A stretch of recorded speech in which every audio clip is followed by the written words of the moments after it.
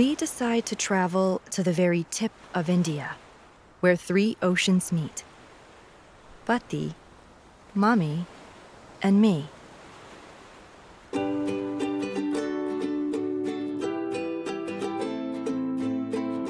I want to go to temples, says Pati.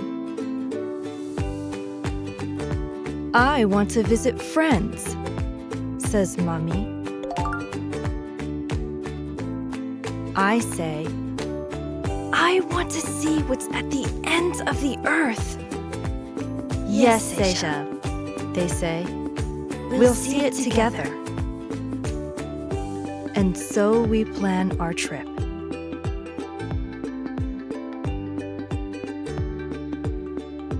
Pati and Mommy speak Tamil.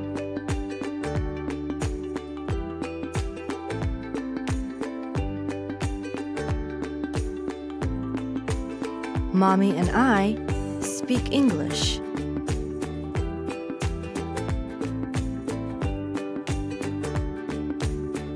Pati and I speak a mismatch of Tamil and English and Kannada. When we are confused, we act things out.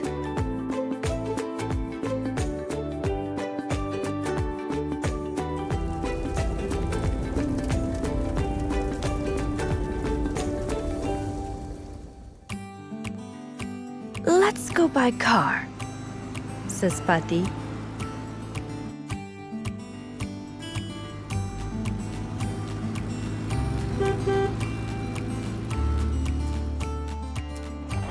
And by train, says Mommy.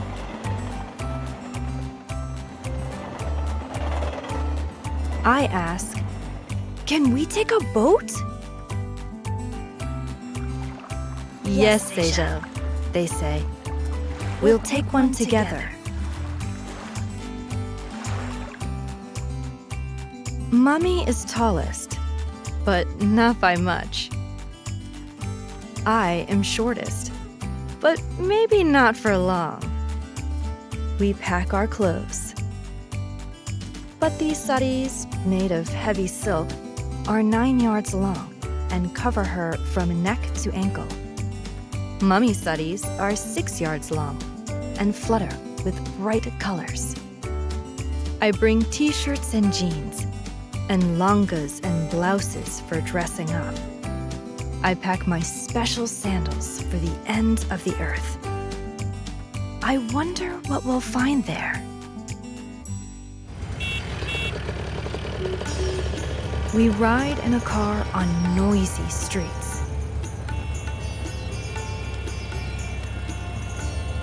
Pati tells me jokes between the driver's beeps of the horn.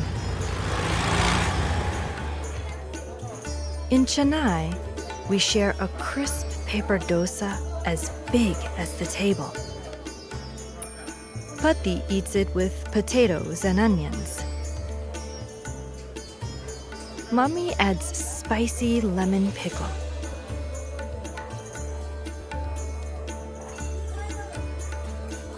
I like mine with sugar and ghee.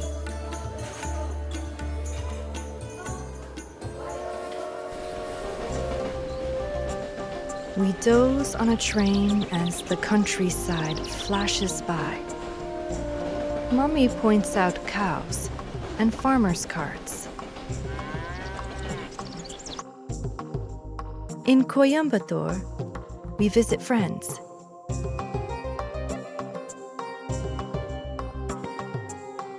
Pati drinks tea with the grandparents.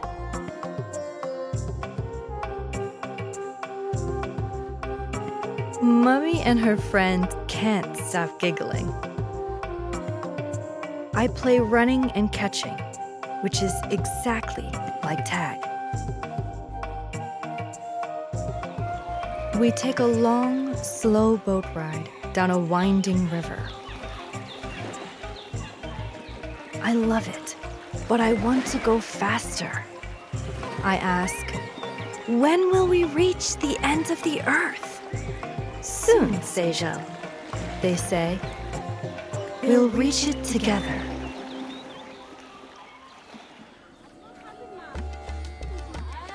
In the hot afternoon, we sip water straight from tender green coconuts, with their tops sliced off.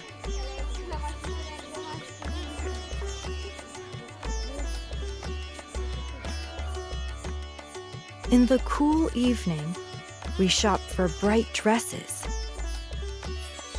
and jingling bangles. We munch on boiled peanuts sold right on the street.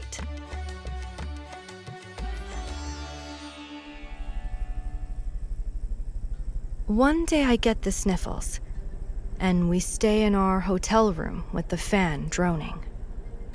Butthi feeds me a sweet musambi, piece by piece, each section peeled. I rest my head in Mommy's lap, and as my eyes close, I hear them talk about how Patti lost her mother when she was smaller than me, how Mommy's raising me in a place so far from here, how we miss each other as days flow into months and years. I still want to see the end of the earth, but I open my eyes and say, I never want this trip to end. Butthi and Mommy hold me tight.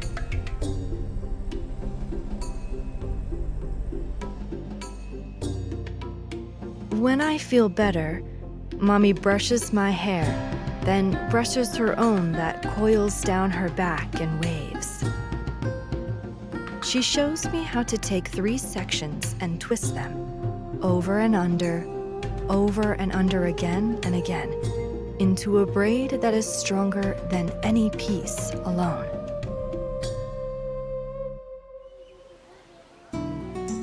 In Madurai, we visit the temple and see the goddess. We pray for good luck and strength for girls and women.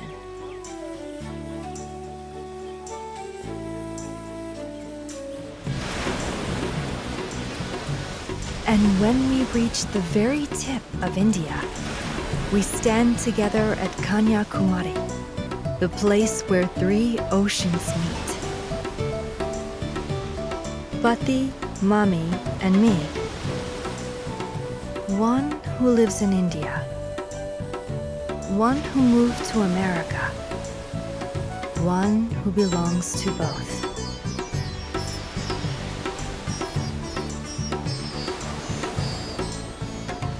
We gaze at the water, where blue and green and gray connect. And I find what's at the end of the earth. 3 entwined as one, stronger than any alone.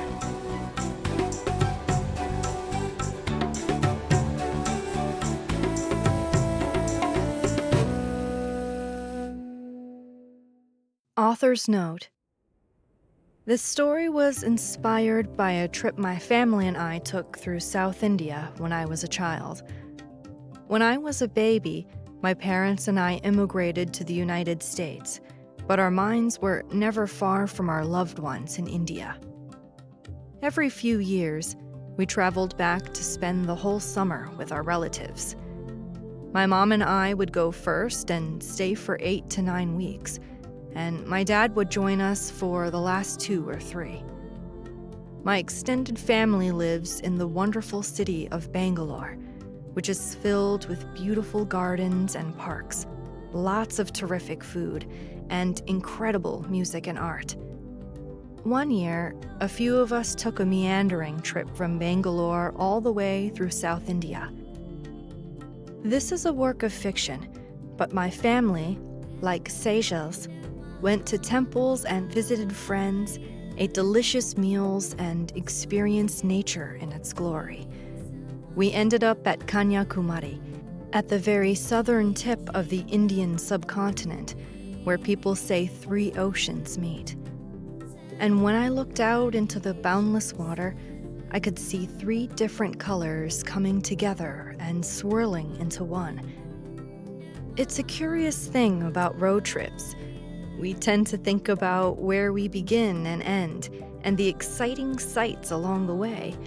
But ultimately, it's the little moments that are most precious.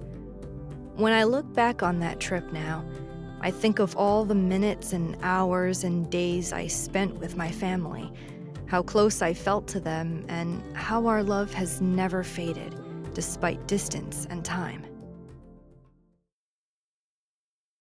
Illustrator's note. When I read the manuscript for Where Three Oceans Meet, I was instantly excited. For starters, I was born in Bangalore, the city where Sejal and her family start on their journey, and continue to live here.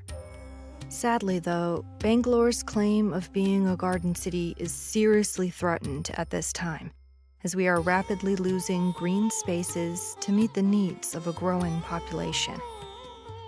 I was born into a Tamil-speaking family, but we also speak Kannada and English at home, just like Sejal and her family do. And working on this book sent me on a nostalgic trip back to my own childhood. I was reminded of my grandmothers, whom I also called Pati, the Tamil word for grandma, who often wore 9-yard saris and were very much interested in visiting temples. The illustrations of Sejal's Pati are based on my maternal grandmother. In fact, some of the saris Sejal's grandmother wears are replicas of those my maternal grandmother wore. I've tried to weave into the illustrations lots of little details that hold meaning and nostalgic value to me. For example, the amicala, or manual stone grinder that Sejal's mother is using in the kitchen, the ubiquitous Godrej steel almirah that stands open in Pati's room as they pack for their trip, the tulsi katte at which Pati offers her morning prayers, and even the red oxide flooring in Pati's house, which is a rarity these days, but was also the flooring in my grandmother's house in Malleshwaram. Although I never took a road trip with my Pati, I have thoroughly enjoyed bringing to life the quiet, enduring love between Pati, Mommy, and Sejal. Illustrating this book has truly been an emotional journey for me, sweetly satisfying, like a delicious kesari bhat.